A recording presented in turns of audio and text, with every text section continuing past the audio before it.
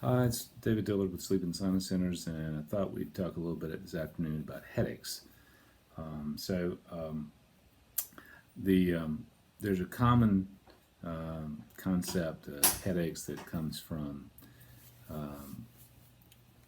long history of literature about the sinuses and how the sinuses relate to getting headaches.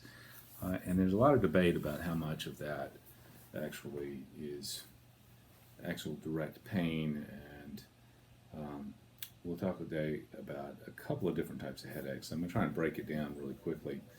Um, let's talk about the types of headaches that have always been associated with sinuses and what you normally see with that. So if we're talking about sinuses and headaches, if you take your hand and you basically cover your face above the teeth, that's pretty much the majority of where you will have pain if there's actively ongoing infection from the sinuses. So acute sinusitis, it really has a lot of pus, can create headaches. I've seen that, and that is it's pretty closely correlated to the sinuses. So the frontals almost always start like up over the eyes, and those folks still have pain that runs up just in the corner here and can run up that high.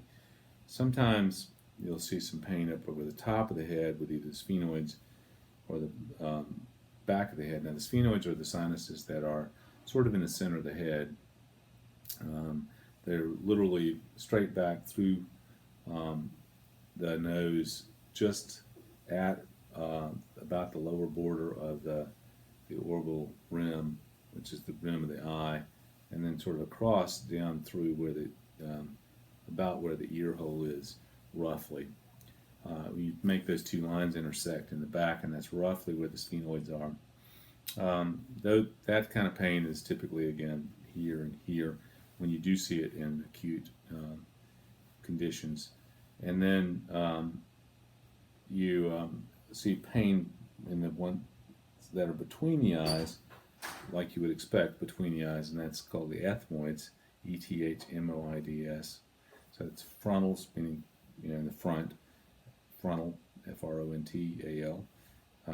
Sphenoids are in the back, Sphenoid, if you want to Google that. And then ethmoids are Ethmoid, they're between the eyes. And then maxillaries are underneath the eyes and go back a few centimeters into the back of the head. They typically will be felt out over the cheek or above the teeth. So if you have dental pain that you can't explain, that's a pretty good bet that you need to be evaluated. But for sinusitis, if you have pain that's perpetually over here, above the eyes or between the eyes, or again top of the head or the back of the neck, just above the center of the back of the neck and to the side, that may be sphenoid, it may not be. So I've seen these people who've had the acute infections. You open the infections and the pain gets better. And then you have people that have CT scans that don't have any pain whatsoever, so all forms of inflammation in the sinuses don't necessarily produce pain.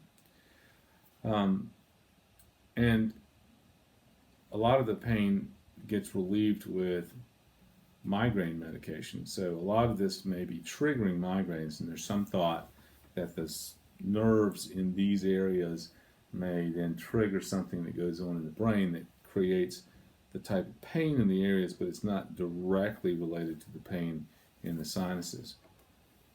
It is related, and in the same way you can have that those sort of same regions of the brain that create that pain triggered by things like sleep apnea. So we can talk about sleep apnea and headaches in another topic.